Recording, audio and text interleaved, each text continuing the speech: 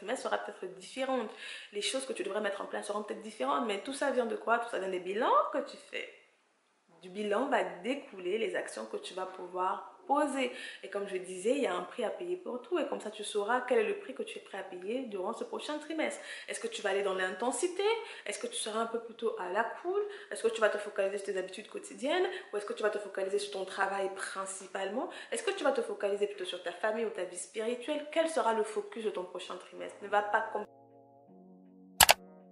Bienvenue à tous et bienvenue à toutes sur un peu de sagesse au quotidien, le podcast où nous appliquons la sagesse divine à notre quotidien, ceci afin de vivre le bonheur au quotidien. Je suis Gaëlle et j'espère que tu vas bien. À chaque épisode, nous ouvrons la boîte à outils du bonheur et je te partage un outil que j'ai testé, essayé et que je te partage tout simplement des réflexions. Voilà, pour que nous puissions avancer tranquillement tous ensemble. Alors aujourd'hui, on va parler d'un bilan. Voilà, on va parler d'un bilan. Oui, nous sommes à la fin du premier trimestre et je pense qu'il est bon pour toi et moi de faire le bilan. Si je te rappelle, à la fin de l'année, en général, on fait le bilan de fin d'année pour voir, voilà, pour donner de nouveaux objectifs pour l'année à venir. Voilà, on est frais, voilà, on a du peps, il y a tout cet engouement là, sur un nouveau départ, un nouveau commencement. Donc en général, on prend le temps de faire ce bilan. Le problème, c'est que parfois, on attend uniquement la fin de l'année pour faire des bilans. Mais je voudrais, toi et moi, que nous puissions changer cette année et je voudrais t'encourager avec cet épisode à, dès maintenant, faire le bilan. De manière idéale, c'est sûr qu'il vaut mieux faire des bilans, même journalièrement, hein, avec du journaling. Je suis une très grande fan de journaling. Donc de pouvoir faire réfléchir, hein, prendre un temps souvent en fin de journée pour réfléchir à ta journée, ce qui a été, ce qui n'a pas été, pour voir ce que tu dois changer, améliorer le lendemain. Ça c'est l'idéal, hein, de manière journalière, de manière hebdomadaire, de manière mensuelle. Voilà, de manière mensuelle. Il est bon de faire des bilans réguliers pour éviter d'avancer juste comme ça et de suivre le mouvement. Sur ma chaîne de Bank Life par MFGL, que je te mettrai en lien, n'hésite pas à aller la checker. Chaque mois, voilà, c'est une chaîne de productivité, une chaîne d'organisation, une chaîne fun. Voilà, on parle également d'aspect mindset, puisque voilà, il faut de tout. Il faut de tout pour avancer, je considère. Donc on a besoin de cet aspect, voilà, très pas à pas, très dans l'action, très pratique. Et on a besoin de ce temps avec le podcast, très réflexionnel au niveau, voilà, pousser sur les relations, pousser sur les autres, voilà. On a besoin d'un tout. Je le considère pour avancer, je pense, pour avancer.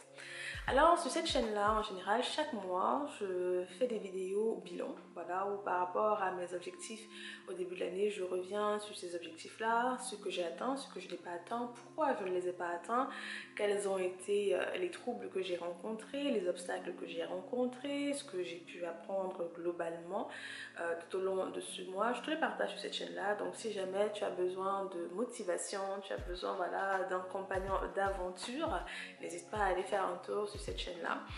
Et je te dis cela pour te montrer l'importance. C'est-à-dire qu'en faisant ces bilans mensuels, que moi je faisais déjà, vraiment c'est une habitude que j'ai depuis quelques années maintenant à titre personnel. Surtout comme j'ai un bullet journal, donc c'est encore plus facile parce que voilà, chaque fin du mois j'ai une petite case là ou une petite page où justement je fais ce bilan là. Du coup, en faisant ce bilan de manière mensuelle, je peux facilement me corriger par rapport au mois suivant. Est-ce que ça veut dire que le mois d'après est forcément parfait, automatiquement, tout ce que j'ai appris, c'est clair, c'est clean? Non, pas forcément, mais ça donne de la clarté. Ça donne de pouvoir faire des choix adéquats, des choix qui vont correspondre à la situation dans laquelle on se trouve. Nous sommes à la fin du premier trimestre et sûrement je t'ai donné des objectifs au début de l'année. Mais du coup, par rapport à tes objectifs, où en es-tu? Faut pas attendre juin, faut pas attendre septembre pour te réveiller et te dire ah, l'année est presque terminée. Non, c'est pas ça le but. Vivre le bonheur au quotidien, c'est pas juste vivre dans la land. Non, c'est se rendre compte, observer sa propre vie, faire ce travail d'introspection là et par rapport aux différents compartiments de sa vie, de pouvoir les adapter, de pouvoir voir où on a failli, où on a bien fait, où on s'améliore par rapport à la vision qu'on a. On n'est pas juste de passage comme ça et puis des âmes errantes sur la terre, je ne le considère pas, surtout en tant que chrétienne. On a tous une vision, voilà, on est arrivé sur cette terre, Dieu a une mission pour chacun d'entre nous, on a un fardeau, on a quelque chose dans le cœur à partager. Ça peut être dans tous les domaines, ça ne veut pas forcément dire que tout le monde doit construire un vaisseau spatial pour aller sur Mars, hein, ou tout le monde va sauver la Terre du réchauffement climatique, ou que sais-je, hein, ou tout le monde va creuser des puits en Afrique pour donner de l'eau à tout le monde. Non, je ne considère pas que tout le monde, je ne pense pas, parce qu'il faut de la variété, il faut de tout. Il y en a qui en appellent, voilà, qui ont ce fardeau, qui ont ce poids dans le cœur pour l'enseignement, pour voir les futures générations mieux se développer, pour voilà, les médecins, on a besoin de tout. Donc chacun d'entre nous a un rêve. Et pour vivre le bonheur au quotidien, c'est vrai que c'est très cliché, mais voilà, c'est ma phrase catchy. Eh ben, on a besoin de travailler activement chaque jour sur ce rêve-là. Le travail n'est pas exclu du bonheur. Le travail fait partie du bonheur. Oui, le travail fait partie du bonheur malgré ce qu'on peut voir, malgré les dérives qui ont pu sortir du capitalisme, voilà, où on est dans l'excès en tout. Ou avec la culture, voilà, la seule culture du travail acharné qui ont dénaturé les choses et qui fait que on a tendance à fuir maintenant, on a tendance à vouloir s'opposer, à aller dans la direction inverse. Donc du coup, s'il y avait trop de travail, maintenant on veut plus de travail, on veut voilà, faire la farniente sur la plage 365 jours dans l'année. Sauf que ça ne satisfait personne. Ah oui, ça ne satisfait pas. C'est idéalisé, ça a l'air fun, mais dans le long terme, on s'ennuie. Voilà, on s'ennuie parce que l'homme n'a pas été créé pour juste ne rien faire. On a été créé en mouvement, on a quelque chose à faire, donc on a besoin d'être actif, on a besoin d'aller à la quête de quelque chose, on a besoin de se sentir utile dans ce monde-là, de sentir que notre vie compte. C'est pour ça que beaucoup de personnes sont dans certains cas de dépression, dans certains syndromes dépressifs, certains se ôtent la vie, ce n'est pas la seule chose, mais parce qu'on a l'impression qu'on ne sert à rien. Si je suis là ou si je ne suis pas là, qu'est-ce que ça change? Surtout avec voilà, les dérives du système qui font penser qu'il y en a qui ont plus de valeur que d'autres, mais on a tous de la valeur. Donc tout ceci pour dire quoi? Pour dire que par rapport à ces objectifs, à ce travail, à ces choses qu'on veut accomplir, il est bon de s'arrêter en cours de route régulièrement pour s'assurer qu'on est toujours sur le bon chemin. À la fin de l'année, je te remettrai en lien cet épisode-là. En tout cas, tu peux regarder dans la file. Tu devras retrouver l'épisode bilan, où je te donnerai quelques questions à te poser pour faire un bilan. Et j'avais mis en place un document téléchargeable, donc tu pourras cliquer, c'est gratuit, pour faire un bilan. Quelques questions, parce que des fois on a du mal à se poser les bonnes questions pour faire un bilan. Comment bien faire un bilan? Eh bien, nous sommes au premier trimestre. À la fin du premier trimestre, nous sommes en train d'entamer le deuxième trimestre. Arrête-toi, voilà, prends le temps. Ne cours pas juste pour courir. Voilà, ne cours pas juste pour courir. On n'est pas dans la rat race. Non, non, arrête-toi. Ta vie compte. Et tu as besoin de t'arrêter pour vérifier que tu es toujours sur le bon chemin. Tu as besoin de t'assurer que ces premières semaines, ces premiers mois, qu'est-ce que tu as tiré de ces premiers mois? Qu'est-ce que tu as appris? Est-ce que c'était en mieux? Est-ce que du 1er janvier jusqu'à ce jour, est-ce que tu vas de mieux en mieux ou ta situation s'est aggravée? Est-ce que tu as bien commencé et après tu t'es relâché en route? Pourquoi? Voilà, quels sont les ajustements qui doivent être mis en place? C'est à ça que le bilan va te servir. Par rapport à tes relations, tu sais que dernièrement on parle beaucoup de relations. Oui, oui, oui, les relations nous font. Nous sommes faits par nos relations.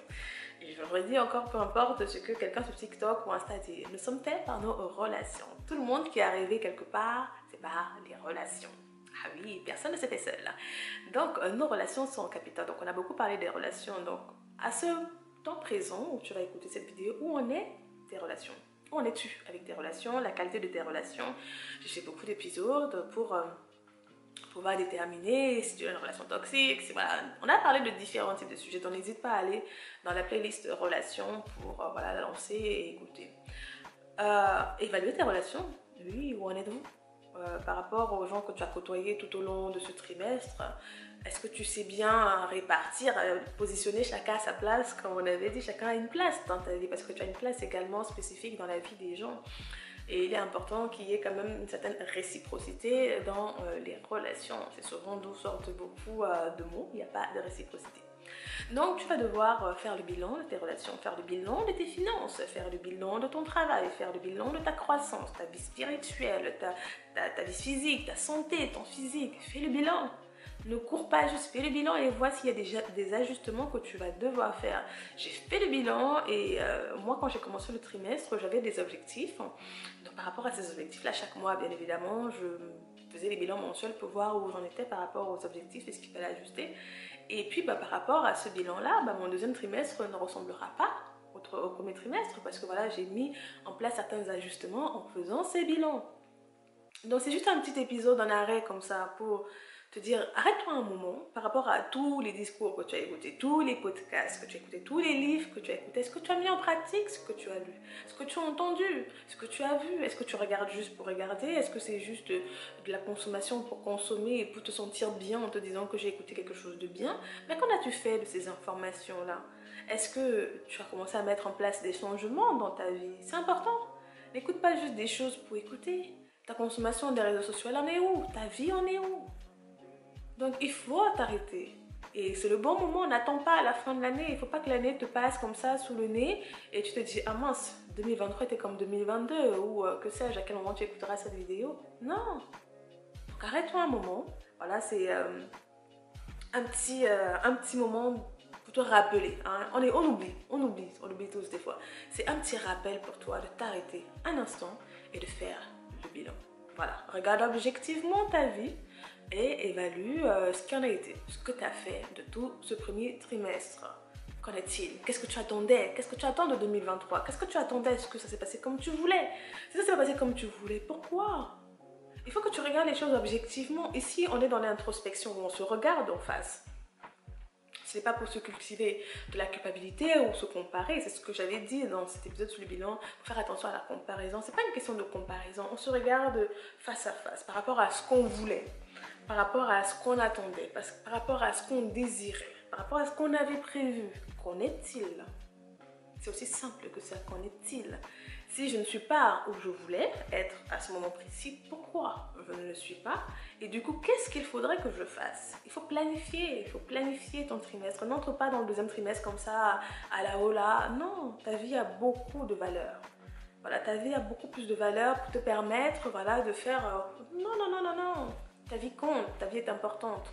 Et si tu veux être heureux au quotidien, être heureux, ça ne veut pas dire que 24 sur 24 heures, tu es joyeux. Ça ne veut pas dire que tu es là comme un clown avec un visage de clown, le sourire tout le temps. Pas forcément, il y a des difficultés, il y a des choses qu'on peut traverser. Mais tu avances, tu es conscient. Tu es conscient, tu sais analyser tes émotions, tu sais les accepter, tu sais prendre soin d'elles, tu sais avancer, tu sais faire des ajustements, tu es responsable de ta vie. Oui, tout ça rentre en compte dans le bonheur. Tes relations, ton investissement, tout ça. Oui, tout cela. Oui. C'est pas une question juste simple où tu fais ça et puis tu te mets dans un bain. Et... Non, c'est différent, c'est pas du tout ça. C'est des éléments qui font du bien. Mais pour être heureux, il faut de l'intentionnalité. Il faut être intentionnel avec sa vie, avec les choix qu'on va faire. Donc, fais le bilan. Voilà, fais le bilan avant d'entrer dans le Q2, dans le deuxième trimestre, fais le bilan. Si jamais tu ne les faisais pas, comme je t'ai dit, tu peux regarder différentes vidéos sur YouTube, tu peux regarder sur Google. En tout cas, en lien, tu as un document, voilà, où je te présente quelques questions qui peuvent t'aider. Par rapport à ce bilan, ce qui est nécessaire. Oui, c'est nécessaire pour toi de le faire. Et comme ça, tu pourras mieux t'adapter pour le prochain trimestre. Voilà, tu pourras mieux préparer le prochain trimestre pour voir ce que tu veux vraiment. Ah bah oui, pour voir ce que tu veux vraiment. Puisqu'après tout, il y a un temps pour tout. Comme la parole de sagesse le dit, il y a un temps pour tout, un temps pour toutes choses sous les cieux. Ça veut dire que ton temps doit être bien compté. À chaque période, tu ne feras pas forcément les mêmes choix parce que voilà, la vision que tu vas avoir pour chaque trimestre sera peut-être différente. Les choses que tu devrais mettre en place seront peut-être différentes. Mais tout ça vient de quoi? Tout ça vient des bilans que tu fais. Du bilan va découler les actions que tu vas pouvoir poser. Et comme je disais, il y a un prix à payer pour tout. Et comme ça, tu sauras quel est le prix que tu es prêt à payer durant ce prochain trimestre. Est-ce que tu vas aller dans l'intensité? Est-ce que tu seras un peu plutôt à la cool? Est-ce que tu vas te focaliser sur tes habitudes quotidiennes? Ou est-ce que tu vas te focaliser sur ton travail principalement? Est-ce que tu vas te focaliser plutôt sur ta famille ou ta vie spirituelle? Quel sera le focus de ton prochain trimestre? Ne va pas comme ça. C'est sûr qu'on ne peut pas tout faire en même temps. Mais il faut de la stratégie, il faut y penser. Du coup, fais ton bilan. Voilà, c'était un court épisode voilà, sur cette question ô combien essentielle à mon avis de pouvoir souvent s'arrêter de faire des bilans réguliers. Ok, c'est sûr que c'est mieux mensuel. Hein. Donc si tu veux, connecte-toi à The Bank Life, comme ça on fera souvent nos bilans mensuels ensemble. Sur ce, je te dis à la prochaine fois. Tu peux aller regarder du coup la vidéo qui était plus en détail sur le bilan. Où je t'expliquais le document en fait, ce qu'il fallait voir, ce qu'il fallait se poser. Parce que ce bilan-là, c'est un bilan, il faut faire tous les trimestres. Tu peux le faire mensuellement, mais bon, c'est un peu long quand même mensuellement. Mais tu peux. Tu peux faire voilà, par trimestre, tous les 2 mois si tu veux, à chaque événement majeur dans ta vie. Et ne pas juste attendre la fin de l'année. Non, n'attends pas juste la fin de l'année, c'est un peu trop tard. Bon, il n'est jamais trop tard, mais tu comprends ce que je veux dire. Ok, donc tu peux aller écouter ces épisodes-là. Dans cet épisode-là, je te donnais une liste d'épisodes que tu pouvais écouter qui étaient liés à cet épisode-là. En tout cas, je te les mettrai en lien. Sur ce, je te dis à la prochaine fois. Prends soin de toi. On est ensemble. Prends soin des tiens et que Dieu te bénisse. Ciao!